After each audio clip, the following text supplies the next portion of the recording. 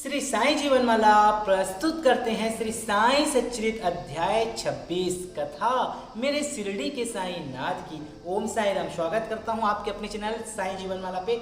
मैं हूं राम गुप्ता। आज हम आपको साईं सच्चित के महाग्रंथ के अध्याय 26 की पावन कथा को संपूर्ण करेंगे। कथा को प्रारंभ करने से पहले आप भक्तों से मेरा आग्रह कि साईं जीवन माला में जो आप प्यार दे रहे हैं, इतने भक्त जुड़ रहे हैं, उन सभी का मैं हृदय से साधुवाद देता हूं और बाबा की द्वारका माई से आप लोगों के लिए प्रार्थना करता हूं कि बाबा आपके ऊपर अपनी अपार कृपा बरसाए रखे और आपके सारे संकट और कष्ट को दूर करे।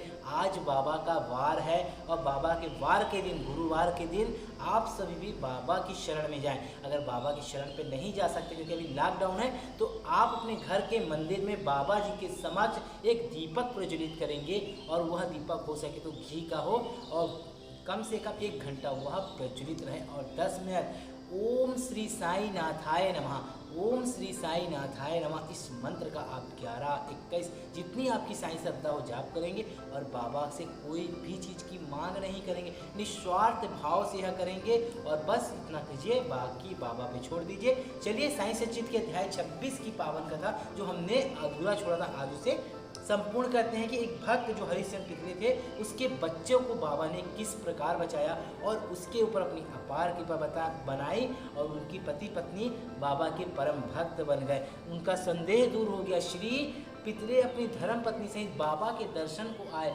और अति विनम्र होकर आदर पूर्वक चरण वंदना कर पाद सेवन करने लगे। मन ही मन वे बाबा को धन्यवाद दे रहे थे। तब बाबा ने मुस्कुरा कर कहा, क्या तुम्हारे समस्त विचार और शंकाएं मिट गई? जिन्हें विश्वास और धैर्य है उनकी रक्षा श्री हरि अवश्य करेंगे। श्री पितले एक धनाढ्य व्यक्ति थे, इसलिए उन्होंने अधिक मात्रा में मिठाई बांटी और उत्तम फल तथा पान बीड़े बाबा को भेंट किए। श्रीमती पितले सात्विक वृत्ति की महिला थी। वे एक स्थान पर बैठकर बाबा की ओर प्रेम पूर्ण दृष्टि से निहारा करती थी। उनकी आंखों से प्रसन्नता के आंसू गिरते थे। उनका मृदु और सरल स्वभाव देखकर बाबा अति प्रसन्न हो गए। ईश्वर के समान ही संत भी भक्तों के अधीन है, जो उनकी शरण में जाकर उनका अनन्य भाव से पूजन करते हैं। उनकी रक्षा संत हमेशा करते हैं। शिरडी में कुछ दिन सुखपूर्वक व्यतीत कर पितले परिवार बाबा के समीप मस्जिद में जाकर चरण वंदना कर शिरडी से प्रस्थान करने की अनुमति मांगी। बाबा ने उन्हें उदी देकर आशीर्वाद दिया। पितले को पास बुलाकर वे कहने लगे, बापू, पहले मैंने तुम्हें 2 रुपए दिए थे और अब मैं तुम्हें 3 रुपए देता हूँ।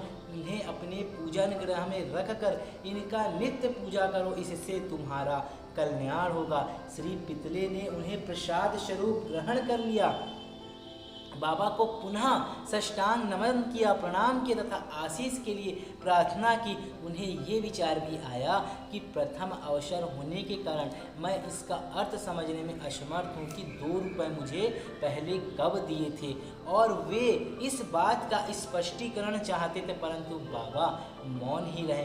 बम्बई पहुँचने पर उन्होंने अपनी वृद्ध माता को शिरडी के विस्तृत वार्ता सुनाई और उन 2 रुपयों की समस्या भी उनसे कही। उनकी माता को भी पहले तो कुछ समझ में न आया, परंतु पूरी तरह विचार करने पर उन्हें एक पुरानी घटना की स्मृति हो आई जिसमें यह समस्या हल कर दी।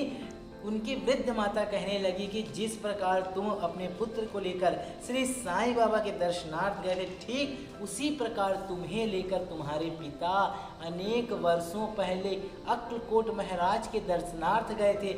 महाराज पूर्ण सिद्ध योगी, त्रिकालज्ञ और बड़े उदार थे। तुम्हारे पिता परम भक्त थे, इस कारण उनकी पूजा स्वीकार हुई।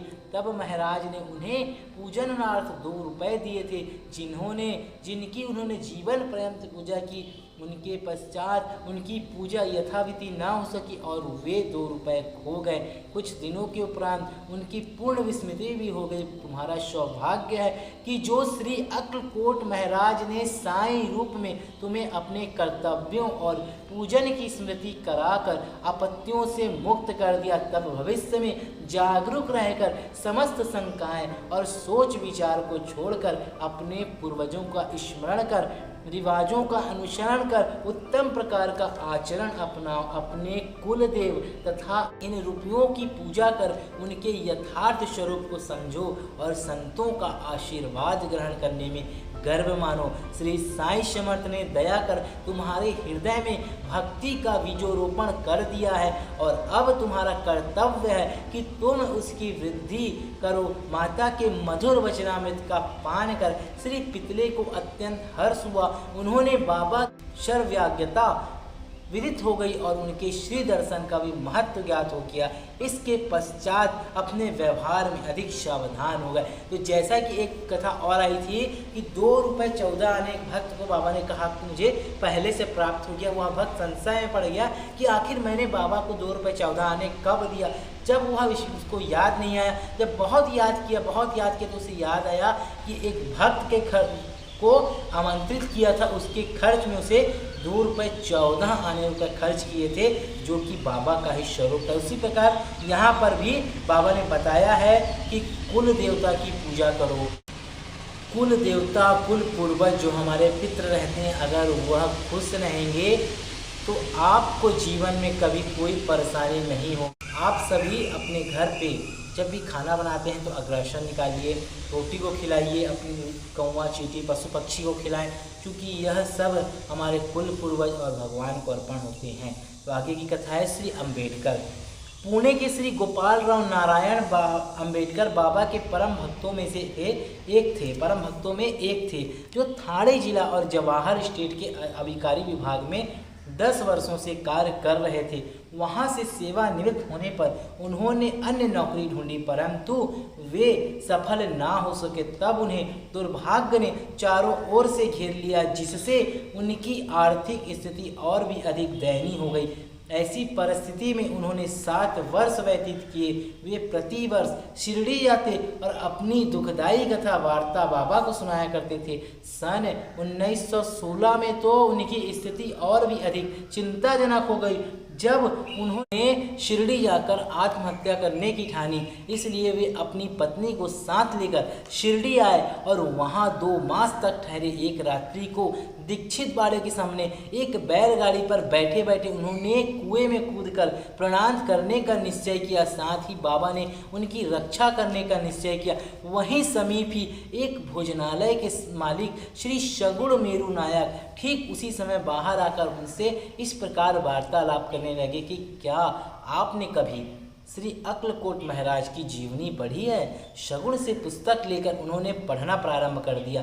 पुस्तक पढ़ते पढ़ते वे एक ऐसी कथा पर पहुंचे जो इस प्रकार थी। श्री अक्लकोट महाराज के जीवन काल में एक व्यक्ति असाध्य रोग से पीड़ित था। जब वह किसी प्रकार भी कष्ट सह ना सका तो वह बिल्कुल निराश हो गया और एक रात्रि को कुएं में कूद पड़ा। तत्क्षण ही महाराज वहां पहुंच गए और उन्होंने स्वयं अपने हाथों से उसे बाहर निकाला।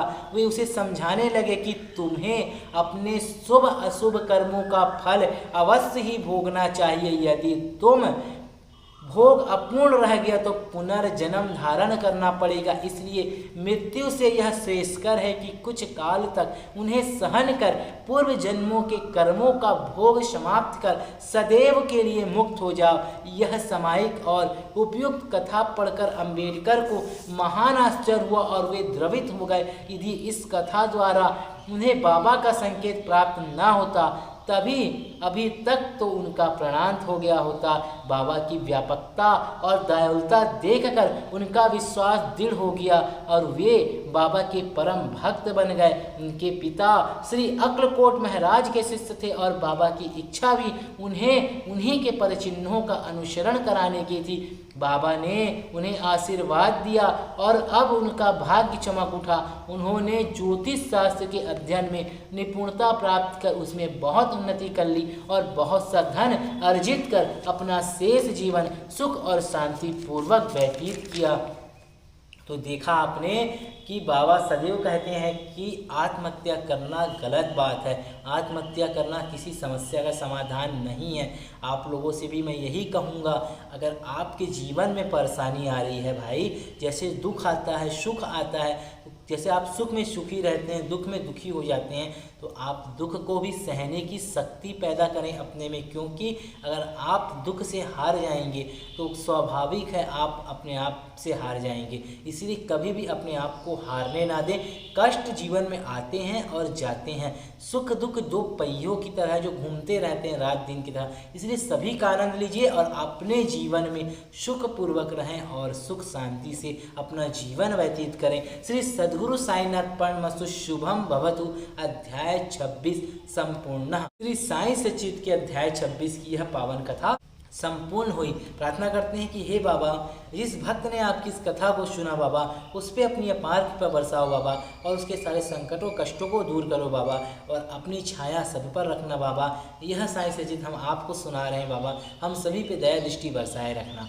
ओम साई राम। अगले अध्याय में साई सचित के अध्याय 27 की पावन कथा आप लोगों को सुनाएंगे। बने रहे साई जीवनमाला के साथ। अगर आप सभी के पास साई सचित के महाग्रंथ नहीं है तो मैसेज कर दीजिएगा, तो मैं आप लोगों को उपलब्ध करवा दूंगा। ओम साई राम।